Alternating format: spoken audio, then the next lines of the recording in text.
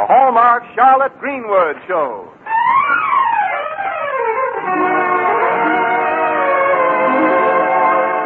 Welcome now to our show. Here's a friend you all know.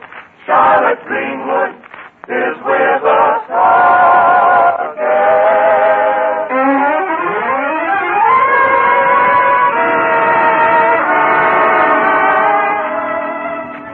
Yes, ladies and gentlemen, Charlotte Greenwood is brought to you this Sunday and every Sunday at this time by the makers of Hallmark greeting cards to remind you that every time you want to remember someone, you'll find a Hallmark card that says just what you want to say the way you want to say it. So when you choose a card, look on the back for the three identifying words, a Hallmark card. Like the word sterling on silver, those words, a Hallmark card, mean finest quality. Mean that you cared enough to send the very best. Yes, don't forget, a Hallmark card will best express your perfect taste, your thoughtfulness. And here is our star, that lovable lady of stage and screen, Charlotte Greenwood.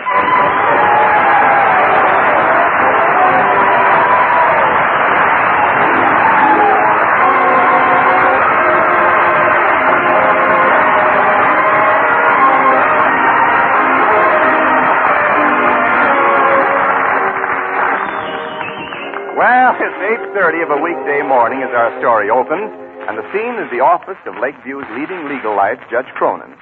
Charlotte's called to see him on important business, but the judge has not yet arrived, so while she waits, Charlotte's making a regular phone call to her manager, Roger Humphrey, in Hollywood. She's saying, Roger, for heaven's sake, will you please send me some of my money? I'm so flat you could play me on a phonograph. No, Roger, I'm not just financially embarrassed. I'm positively shy. Right now, I've got one nickel in my purse. It's so lonely, the Indian is sitting on the buffalo singing, "Don't fence me in." Come on, Roger, I hired you to handle my money, not to fondle it. Honestly, Roger, I need it. This morning, for instance, I'm going shopping with Barbara Barton. She's getting a new outfit, and I'd like to buy her something pretty. But with a nickel, all I can buy her is a shoestring. No, Roger, I don't want to put all my money on her back. Evening dresses aren't built that way. But she does want something that shows a little style and a lot of Barbara. You know what I mean, something that will make her look slim and the boys look round. Oh, please, Roger, I really need the money. Money makes the world go round. I just want to be a little dizzy. I said I want to be a little dizzy. What do you mean I am already? Hello? Hello, Roger? Hello? Oh, whoever started that saying about the dog in the manger must have meant manager. Well, Miss Greenwood. Well, I hope you don't mind, Judge Cronin, if your secretary said I could use the phone. I hope that wasn't your usual call to California. But don't be concerned. As usual, I reversed the charges. I see. Well, that's good. My goodness, you're up early this morning? Mm-hmm. I wanted to make sure to catch you. Yes, the early bird catches the worm. I mean, no, I'd like to retract that. I mean, early to bed and early to rise. You'll seldom see any of your friends. Precisely. I was just about to say something very similar to that myself. Judge, you're clever. How do you think it's with smart things? Well, it's simply a gift, that's all. Sit down, Miss Greenwood, sit down. Well, I'm in a bit of a hurry. Barbara's waiting down in the drugstore. We came downtown to do some shopping. Oh, bother. You always have to be shopping. Isn't there any time when you come downtown not to get some butter or something? Oh, of course. This morning I came downtown not to get some bacon. It was yesterday I came downtown not to get any butter. Well, it seems to be... Would you mind repeating what you just said? Look, Judge, I really am in a hurry, and I want your advice about the health situation. The lunchroom is doing marvelously, but I really have got to have assistance. I knew it. So now you've run into the man problem. What do you mean now? I ran into that years ago. Oh, I mean the manpower problem. Now, I've got to have help. I'm staying up half the night making sandwiches for the next day, and I don't mean Texas sandwiches. Texas sandwiches? 2 pieces of bread with nothing in between but wide open spaces. Well, Miss Greenwood, you know the health situation here in Lakeview is a problem. In fact, you're going to meet a good many problems you can't cope with. I still think you should sell the sandwich shop. Sell it? That Yes. shop is going to put the Barton children through school, give them a start in the world. It's the only income they have. Yes, I know, but... Well, it's too bad Mr. Barton lost all he had. He was a man that everybody loved. Well, if everybody loved him, he had something he could never lose. Not true. You know, that painting on the wall there is a gift from him. He bought it in Europe during the early months of the First World War. He sent it to me from London at Christmas time. My, it's a powerful subject. Yes, it is.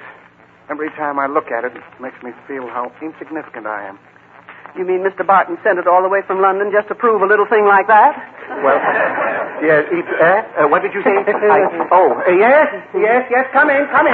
Oh, hello there, Miss Greenwood. Hi, Junior.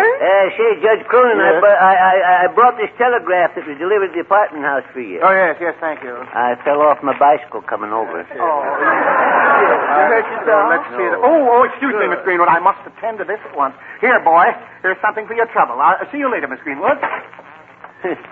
How do you like that? All the way over here for a nickel, you old miser. Always trying to save money. Anybody that saves money these days isn't a miser. He's a magician. Well, I'm quitting my job at the apartment house and hitting the open road anyway. No. Well, after all, I'm a gypsy at heart. I got the forests and rocks and hills under my skin. Well, don't they make you feel a little bumpy? Oh, bumpy.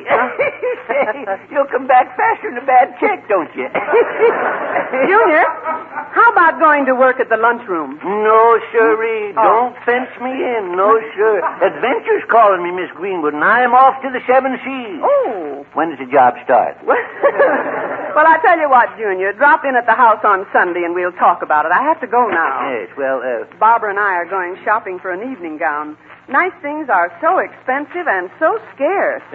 well, I hope you can find something at a modest price. Well, if it's like most evening gowns, that'll be the only modest thing about it.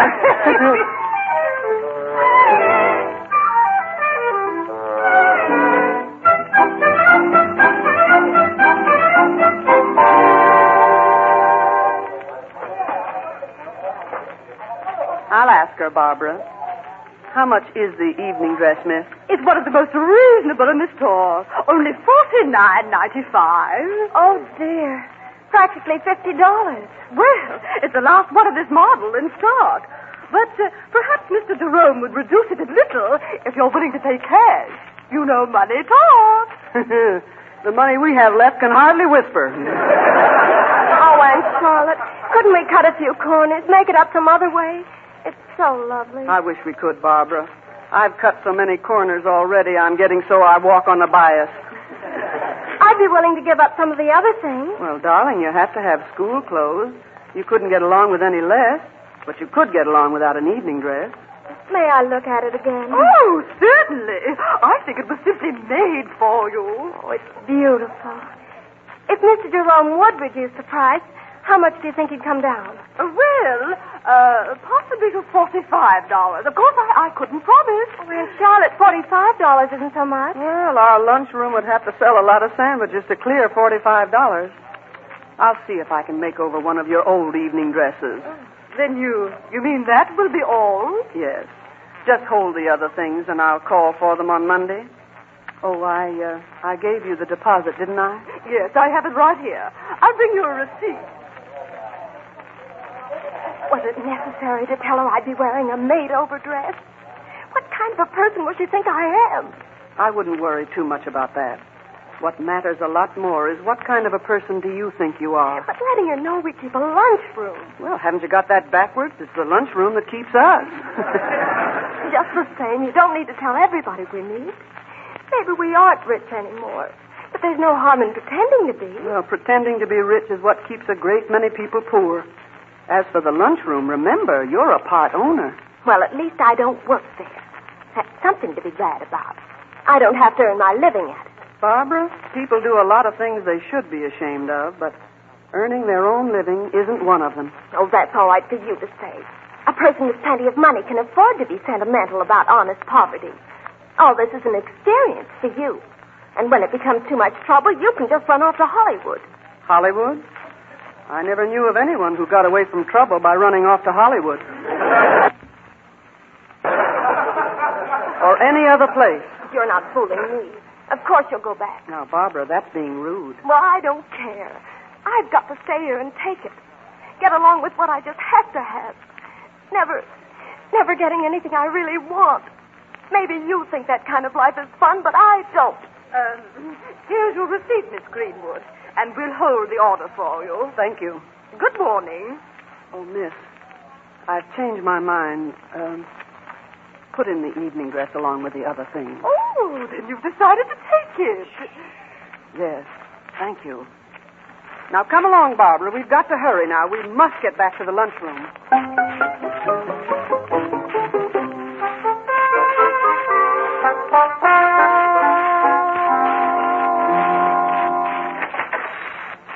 Good evening, Charlotte. Oh, hello, Mr. Anderson. I see you're working the night shift again. Do you know what time it is? After 11 o'clock. Quiet. Quiet. You know Mr. Anderson. Isn't that Bobby Barton's dog? Yes, when I work late at night, I bring him along for protection. He's a wonderful watchdog. All you have to do is wake him up, and he barks like everything. Well, as I live and breathe, fresh sandwiches. Fries? Well, I must say, Charlotte, you get up sandwiches better than anybody I've ever known. Well, thank you, Mr. Anderson. You get him down better than anybody I've ever known. I think I'll just sample one, if you don't mind. Good. You shouldn't let that mutt hang around here, Charlotte. He's liable to scare certain people away. That's what I was hoping. Now, let me see. Next, I think I'll try one of these egg sandwiches. No, I guess I won't eat.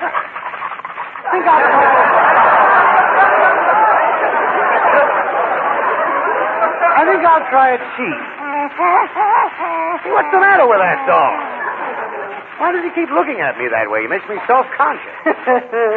Well, you see, he's part bloodhound and part puzzled. What are you talking about? Bloodhound and puzzled? What's he puzzled about? Well, so far, you've had 2 sandwiches, and neither he nor I have picked up a cent. Cent. Oh, cent! Charlotte, I'm hurt. I'm deeply hurt. I'm going straight home. Just as soon as I try one of these ham sandwiches. And you better let me take you home, too. Oh, no, don't bother waiting for me. I still have 15 or 20 minutes work to do yet. Seriously, Charlotte, why do you want to mess with all this anyway? With all what? Oh, the Barton estate and the kids in this lunchroom. Here you are putting in 12 and 13 hours a day.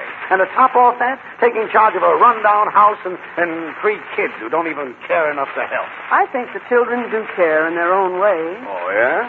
Barbara Barton, for example. A fine snob if I ever saw one.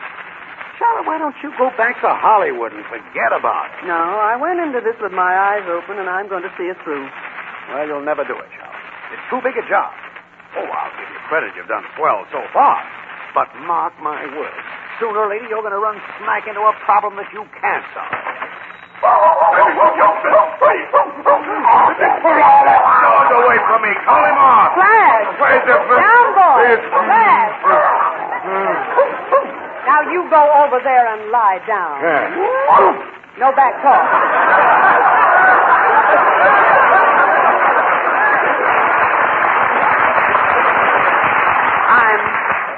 I'm dreadfully sorry, Mr. Milton.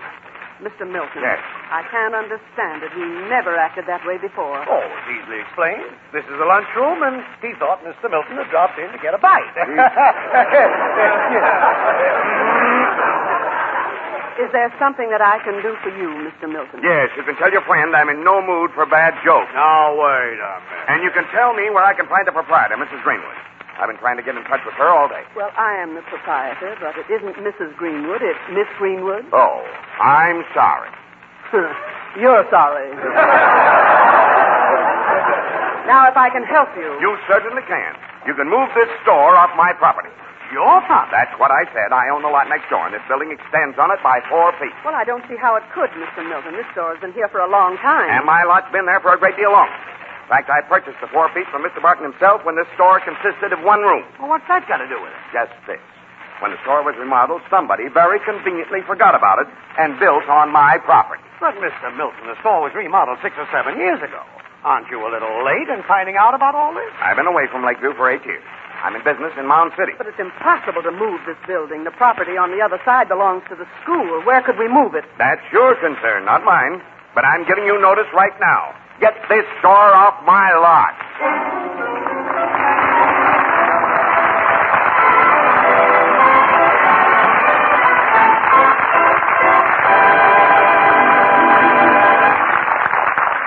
Everyone loves a Valentine. Sweethearts, youngsters, mothers, dads, husbands, and wives. Even Grandma probably has a faded, precious Valentine tucked away among her treasures. Yes, for people of all ages, there's a glow of pleasure in receiving Valentines, in being remembered on Valentine's Day. And when that day comes this February 14th, your Valentine messages can warm the heart, bring a smile to friends and loved ones at a time when it's needed most in wartime. So make it a point this week to see the scores of fine original Valentine cards at your Hallmark dealers. You'll like the tender little verse that tells Mother she's always your sweetheart, or Dad that he's still your first love. You'll like the clever, humorous Valentines for friends and every member of the family. And the cutout cards. You'll want dozens for the youngsters to take to school. You'll even see special cards for Valentine birthdays. And, of course, many, many beautiful sweetheart Valentines meant for that very special someone you love. Yes, at your Hallmark dealers, you'll find Valentines that say just what you want to say, the way you want to say it. Choose them this week. Hallmark cards are on display at America's finest stores. Don't forget, a Hallmark card will best express your perfect taste, your thoughtfulness.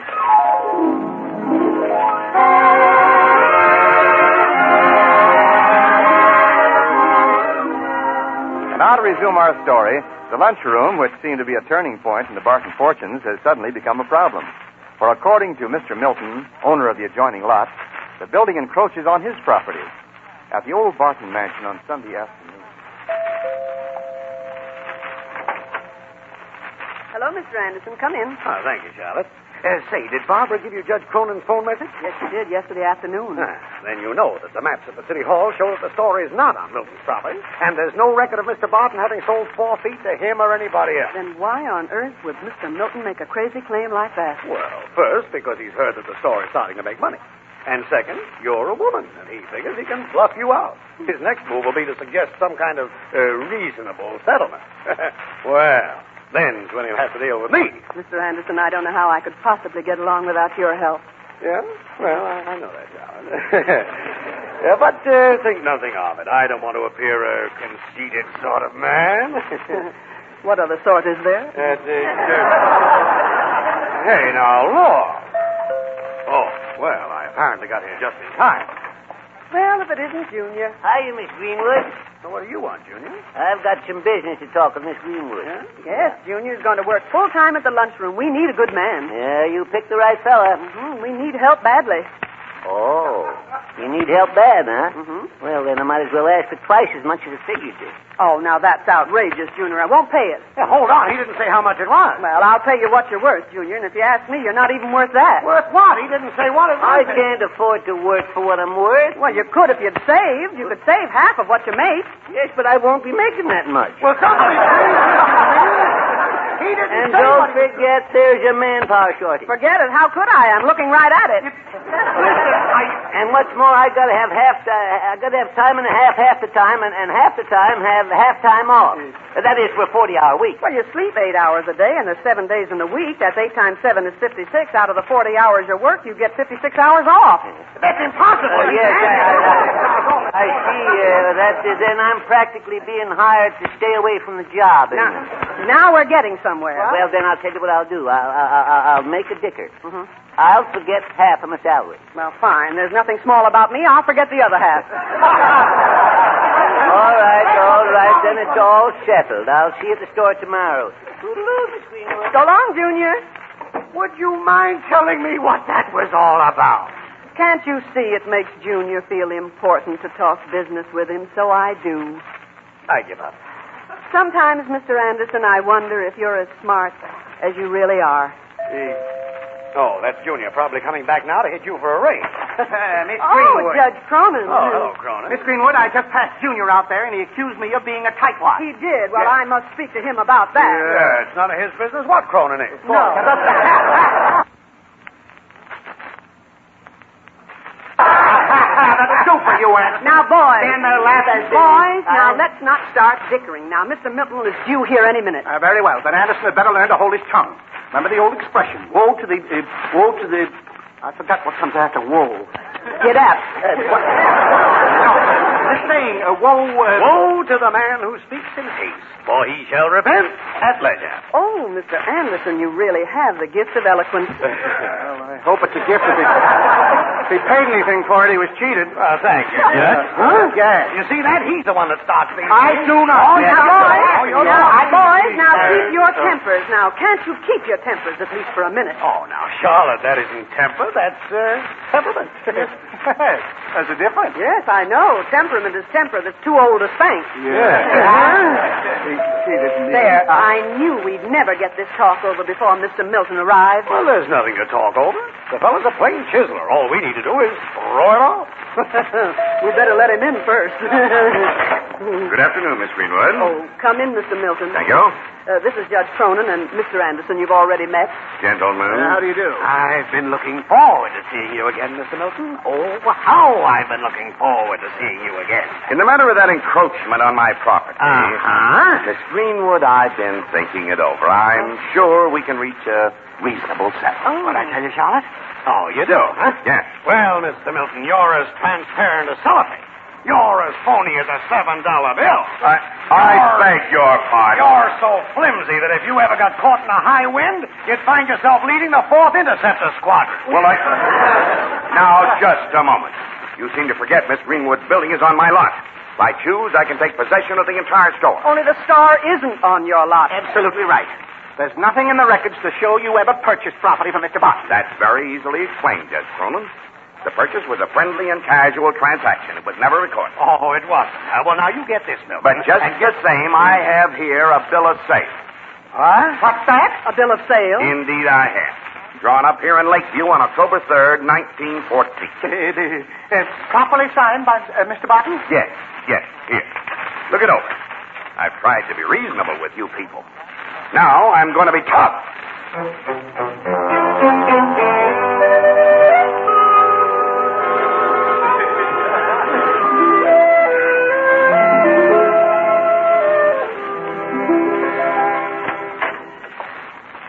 Morning, Aunt Charlotte. Good morning, Barbara. Breakfast will be ready in a minute. Are Jack and Robert up? Yes, but Jack's still fussing with his tie. He can spend more time in front of a mirror. Well, every young man has his moments of reflection. You want to set the table? Oh, yes, of course. Aunt Charlotte, I've made an awful lot of mistakes. Barbara, if everybody who ever made a mistake should suddenly evaporate, the population of this world would be practically zero. Put on the cereal bowls, too. But I've been so selfish. I didn't stop to think about it till... Well, I mean, you were so nice about that evening dress. I didn't even thank you. Don't thank me. It's the sandwich shop that would have paid for it, except... And it's such a darling dress. Except we might not have the sandwich shop anymore. Not have it? Why, I thought everything was all right. Oh, it's far from all right. After breakfast, I'm going down to see Judge Cronin. I don't think it'll do much good. You'd better finish setting the table. Yes, Aunt Charlotte, I've changed my mind. That evening dress. Well, with all the old evening dresses I have in the closet, I mean, they're not so old. Some of them are almost new, and I don't care so much for the one we saw at the store anyway. That's a fib, Barbara. Oh, no. A big fib. But it's the nicest fib I ever heard. Only you're still going to have your dress, and we're still going to have the sandwich shop. Somehow. Well, call the boys for breakfast.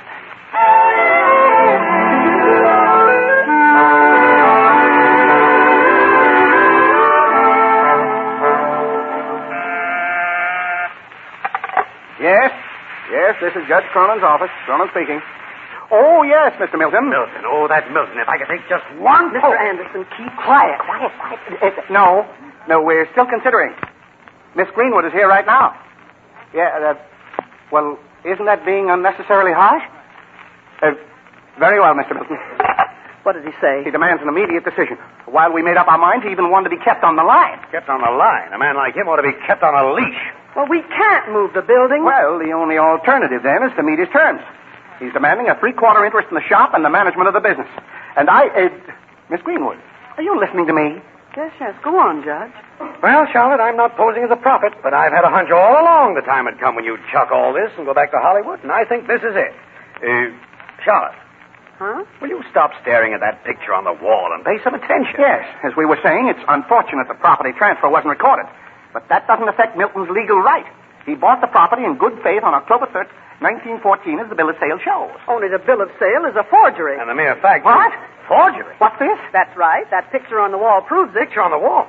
Come on and get a glass of water. No. Now, Judge, look. Didn't you say that Mr. Barton was in Europe when the First World War started? Yes, but And didn't he send you that picture from London at Christmas Why, time? certainly, only Well, the First World War started in the summer of 1914. All right, but And if Mr. Barton was still in London at Christmas time, as that picture proves, he couldn't have signed a bill of sale here in Lakeview in October 1914. She's right, Broones. Yes, absolutely right. Come to think of it, I have any number of letters and documents to prove Mr. Barton wasn't here. This is amazing. Well, then, that's settled. I'll run along now and finish my shopping. Yes, but Miss Greenwood, wait. Don't you want to be here when we show that chiseler up? No, you deal with him, boys. The sooner I never see Mr. Milton again, it'll be too soon for me not to meet him. And the better it'll be for both of us when we meet, if we do, if we won't, and we don't, if we won't, and we won't. Yes, I quite agree with you. Hold on. There seems to be something wrong with that remark. Yes, Charlotte, you certainly are far from plain. Yes. Boys, you say the nicest things.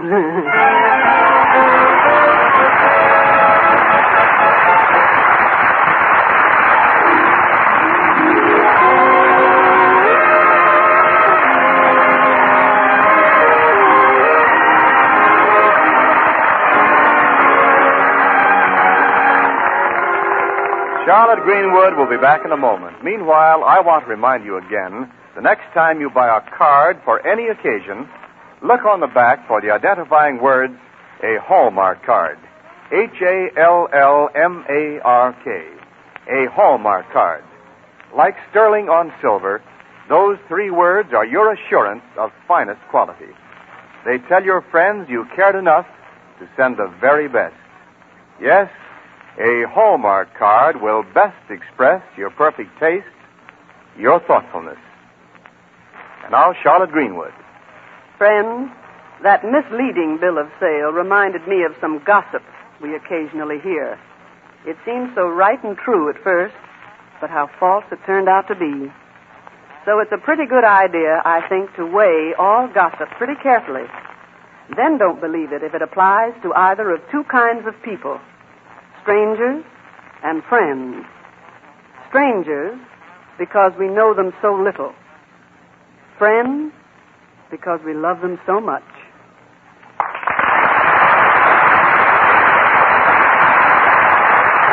And now, until next Sunday, at the very same time, this is Charlotte Greenwood saying, so long, friends, until we meet again.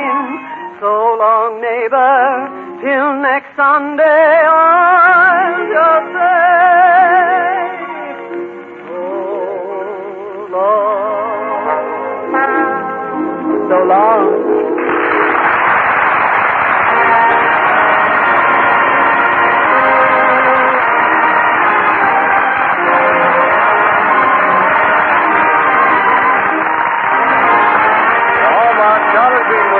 Came to you from Hollywood. This is Wendell Niles speaking. This is the Blue Network.